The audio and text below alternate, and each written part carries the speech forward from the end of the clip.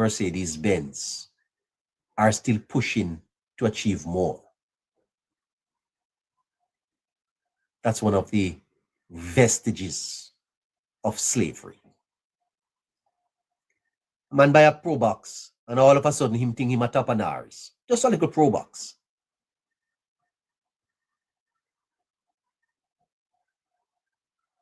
And another man is driving a $50 million Benz, and he doesn't think he have anything yet. Wow.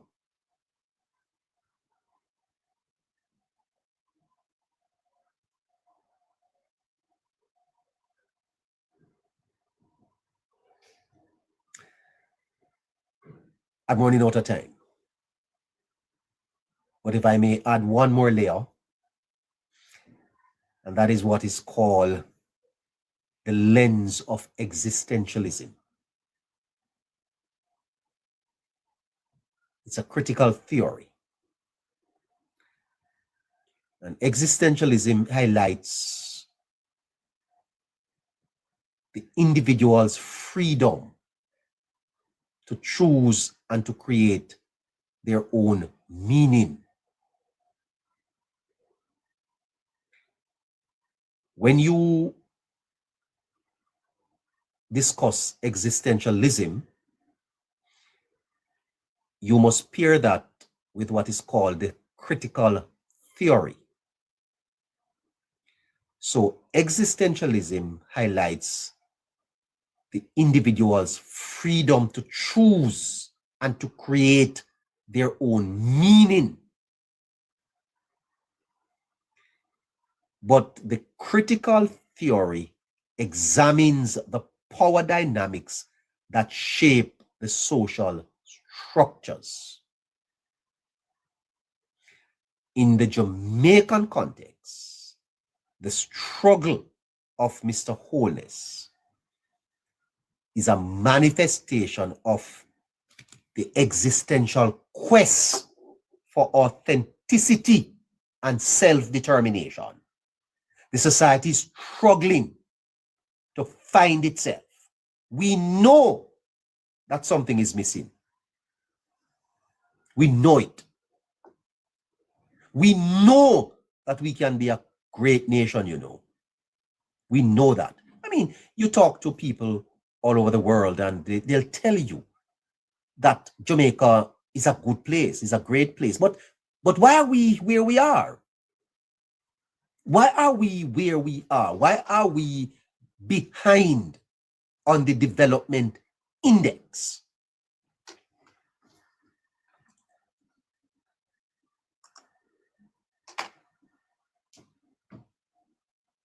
It's almost like there's a siege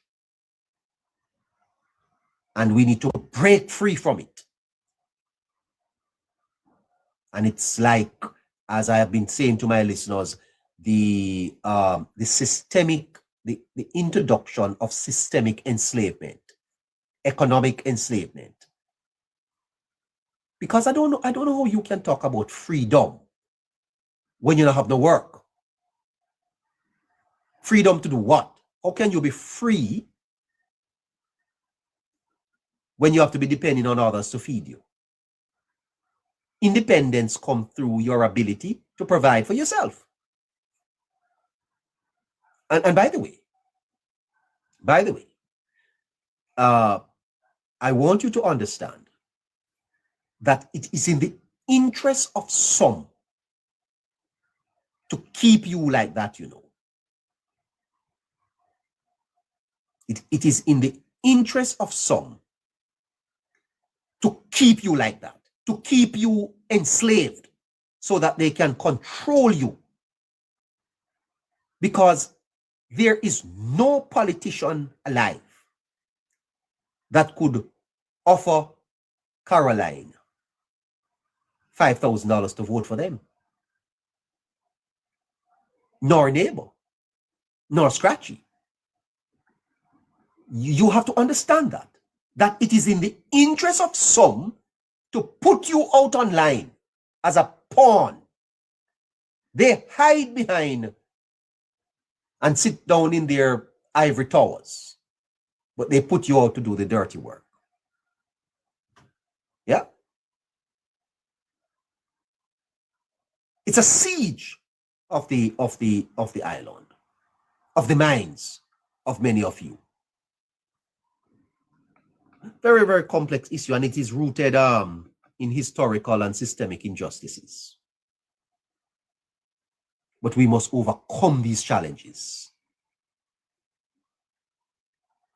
We must acknowledge as a society the role of classism.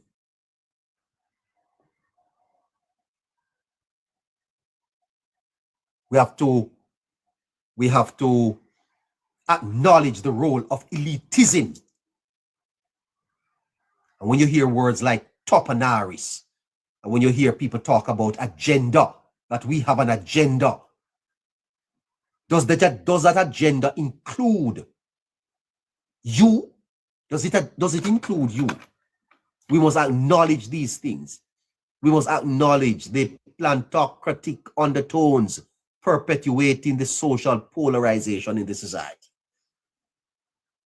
And if we do not recognize it, these forces, if we do not recognize the forces that are at play and work towards a more equitable society, we will not create a brighter future for us, for all of us. And let me tell you this, the flip is what I call it, that has happened since independence. The flip from one party to the next. 2 steps forward, 2 steps backward. 2 steps forward, 2 steps backward. And look at where we are today. Look at where we are today. As my friend said earlier, the first time in our history that we are on a progressive path that many and most Jamaicans feel is a path that we should continue to pursue. Well, it happens to be Wholeness, who is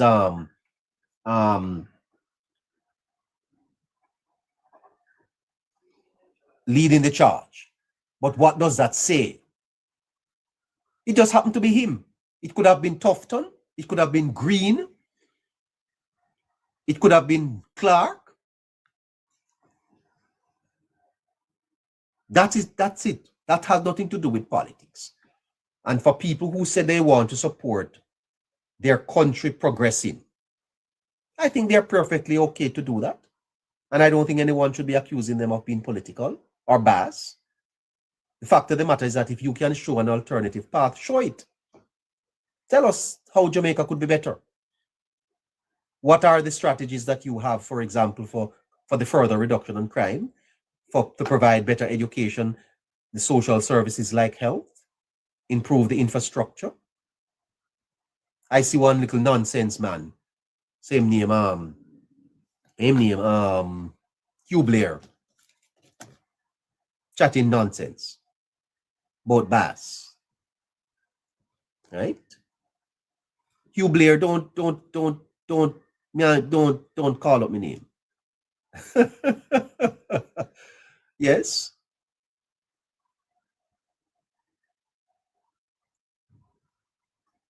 It is very important that we discuss the historical context of Jamaica and the impact of the colonial past on social structures in the society today. For many people that I see online are ignorant of themselves, and they are not recognizing that they are being used. It is very important that we look at the personal narratives, that we share stories to individuals who have faced classism and elitism firsthand. I spoke to a brother who told me that you don't want to go to the university. It is important for us to analyze the economic policies and the structures that perpetuate inequality, the economic implications of this. It is important for us to recognize the cultural relevance of all of this. That's how we are going to rid ourselves of the insidious, subtle and insidious force that is at play in the society that is undermining the democracy and has put us in a place where labor rights are not only fighting against PNP and PNP against labor rights, but the labor rights them fighting against them own self. They don't even see that they may be turning against their own selves. I think we have to leave it there today. I could say a lot more, but my time has expired. Caroline?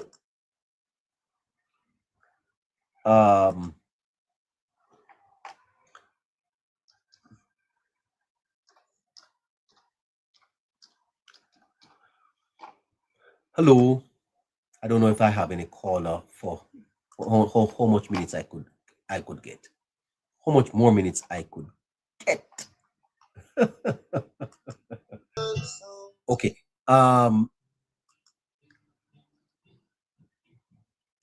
We must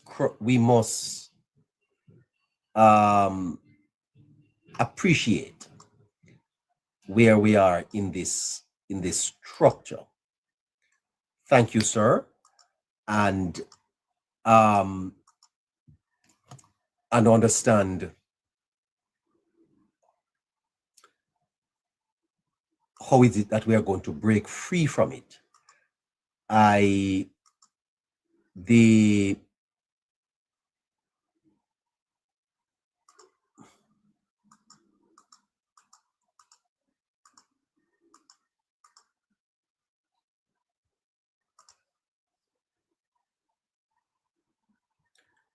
The policies and leadership style of the Prime Minister reveals a deeper physiosophical dynamic at play. You see, power is never held by any single individual. And many of you listening to me don't even appreciate how power works in a society. It's not only the politicians, you know. As a matter of fact, depending on the strength of the politicians, they may not even be the people running the country. Now, my understanding is that Wholeness is in charge. Wholeness has not ceded his authority to any big boy. Yes, he's the Prime Minister of Jamaica. But power, many want the power to be concentrated in the hands of a few. And so the elites who have long held power and the privilege, they perceive that the current leadership and the efforts to redistribute the power is a threat to their status. And the threat triggers a defensive response. So when you hear George Davis, for example, talking about an institution wanting to interfere with the election, why? It's because, and who in the society is so powerful that they can influence that institution. Who is so powerful in Jamaica that they can influence that institution? They are on the defensive. And the response is manifesting in what you are seeing against your prime minister. The strategy is to delegitimize him. That's what George Davis alluded to. Delegitimize him. Bring him down. Undermine his authority so that in the eyes of the public, he's diminished. And when they go to the polls, they'll vote for the Topanaris.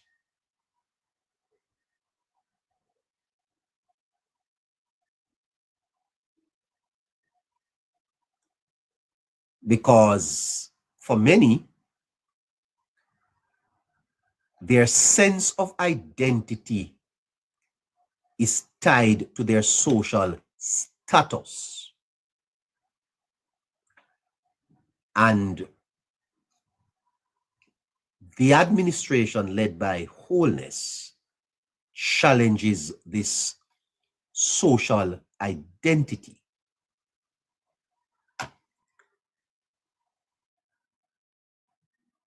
Because the rationalizing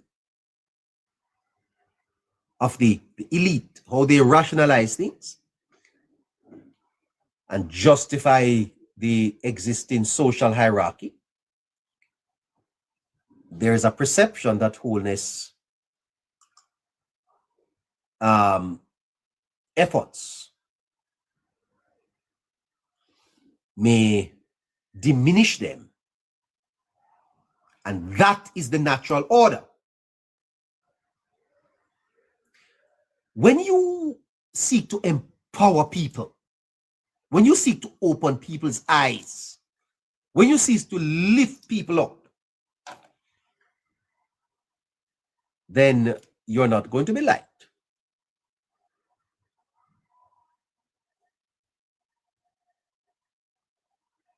But the backlash has significant implications for Jamaicans. And this is where I think we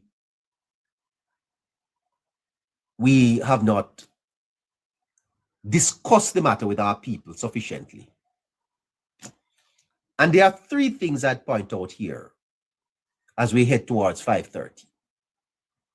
The implications for the politics.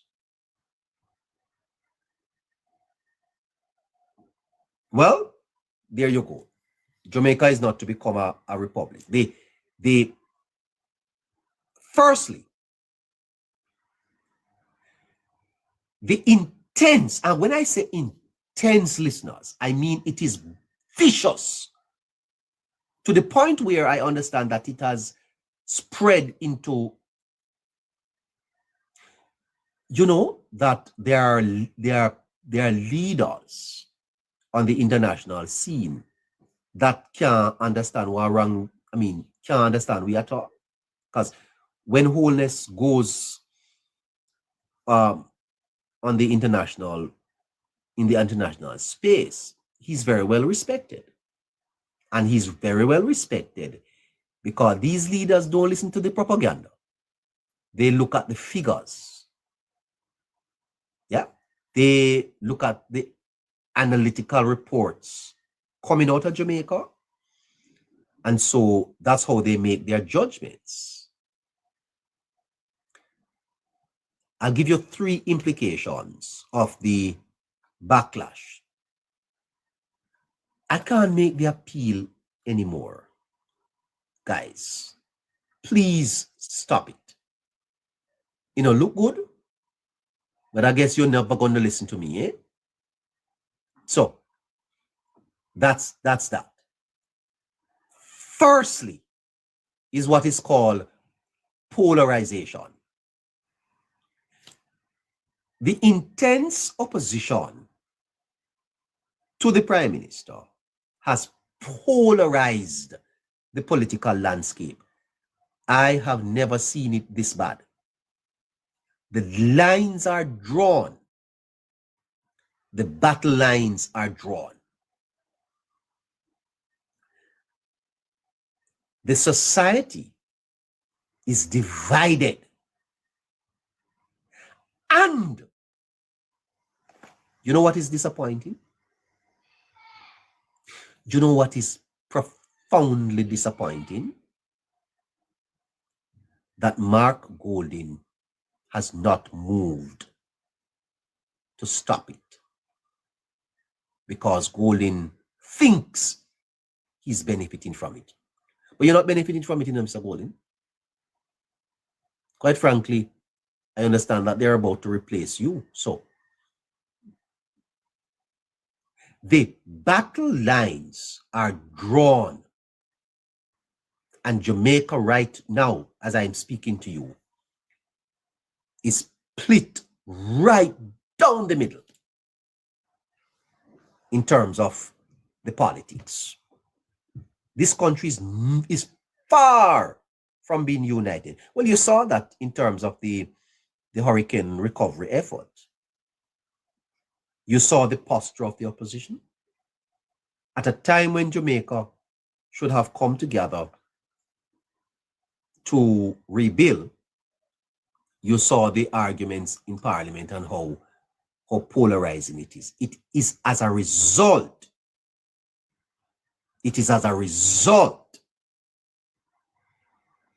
of the attacks on the Prime Minister, because labor rights have to step up to defend him.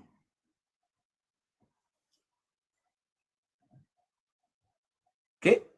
So I want you to appreciate that what this has done, it's that there is not going to be any common ground found. You will never see any common ground found under this, in this environment. Straight party line. And I will tell you this. Don't expect the government to cooperate with the opposition, and don't expect the opposition to cooperate with the Prime Minister. Because there are power structures outside the politics that is driving the opposition's response. In other words, don't help him. Continue the fight. You see it turn up on social media. You see it every day. What has he done? What has he done? Nothing. Secondly, the personal attacks and the delegitimization tactics used against wholeness erode trust in institutions and leaders. There is no trust in the society. There is distrust. So you have polarization and then you have distrust. Tell me, who in Jamaica trusts the Integrity Commission? Who? Jamaican for Justice? Who trusts them? The institutions have been caught in the struggle.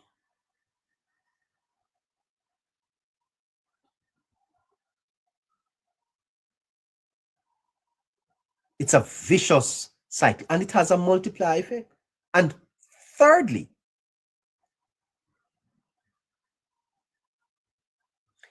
it is reflected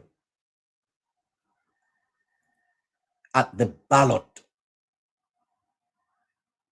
The emphasis on personality over policy has led to voting decisions based on emotional appeals rather than rational evaluations and policies.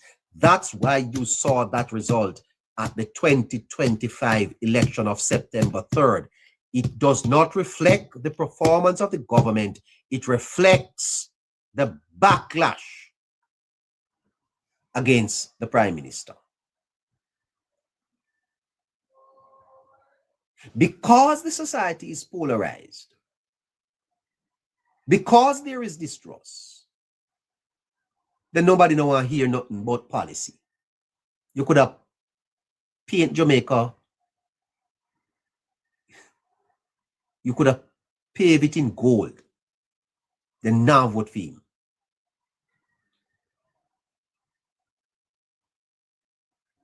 The emphasis on the personality over policy. You know, see the type of campaign that the PNP ran. They never run no campaign. It was a campaign of personality. No debate on policy. Go and listen back to Mr. Robinson at the debate. I trace him at in the day I trace. Listen to the PNP speakers on the political platform. Did you hear any uplifting message? No. Because they did not want the election to be about policy. You cannot beat this government on policy. You can't beat them. They cannot be beaten when it comes on to policy. It is the most progressive government that we have had in a long time. They are very good on the economy. They are very good when it comes on to social programs. Remember that it was this government that removed cost sharing from schools. It was this government that took away hospital fees from hospitals. It is this government that removed guarantors from the student council. It is this government that introduced a school bus policy for rural school students. It is this government that is giving away social housing. It is this government that has reduced crime by over 40%, the first in 40 years. You can't beat them on policy. So if you can't beat them on policy, attack their leader. Try win on personality. And it almost worked. Voting decisions are based on emotional appeals. That's why you heard Crawford, one by one, them is going to jail. That's for people to laugh. Because let me show you how deceptive that is.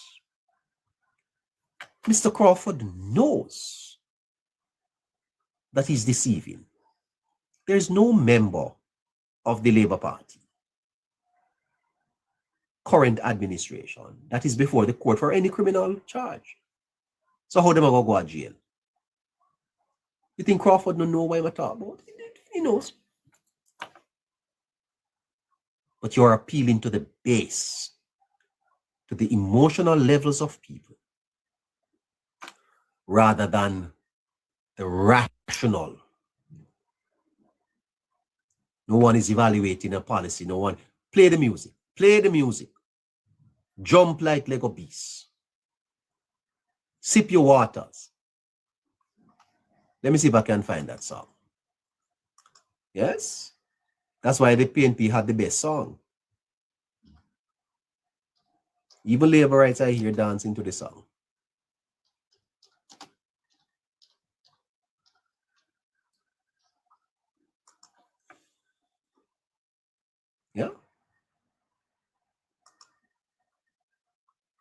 Blood and fire. Nice. So them say, I found it distasteful. Anyway, play the music.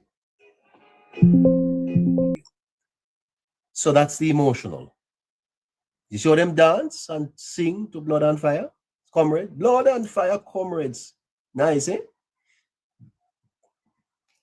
So, polarization, distrust, and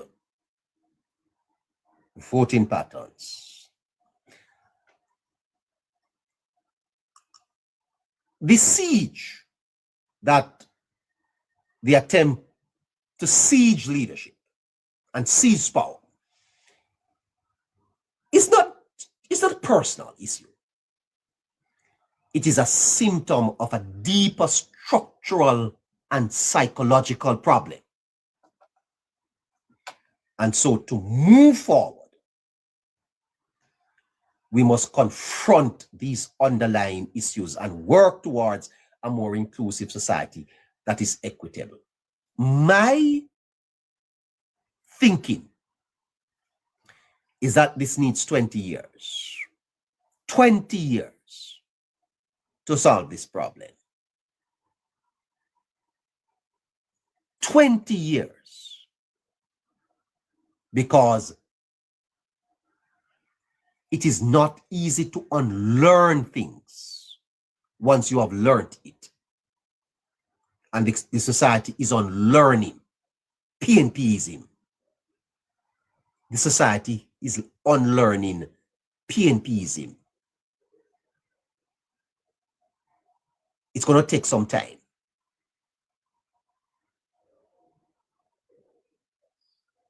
But you have to start by understanding the problem before you can prescribe solutions. Triage. You know, when you bring someone into the hospital, they don't just put them on the operating table, you know, and start operating them. You have to run them through the triage, do some tests. And I believe that Jamaica right now is in the triage.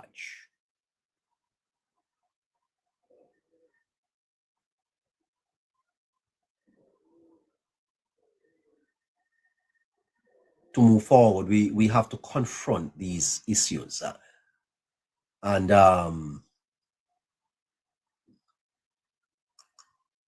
see how best to solve them. But here I am again. Want to have to thank Widex. Thank you, sir, for keeping us for this extra half an hour. Very well appreciated, my brother. And listeners, tomorrow morning at 9 o'clock. No, tomorrow is Monday. Yeah. Tomorrow at 9. Is Caroline, are you there? Are you there? Okay. No, she's not. Okay. I see. Tomorrow is the 29th. All right. Okay. So we'll see how that goes for tomorrow, 9 o'clock. Listeners, thank you so much for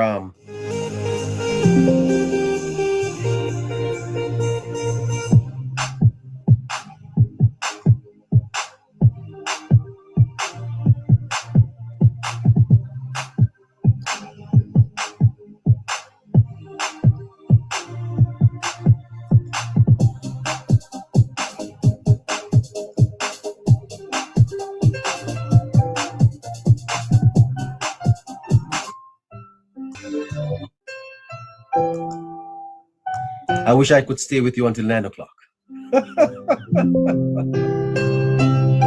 But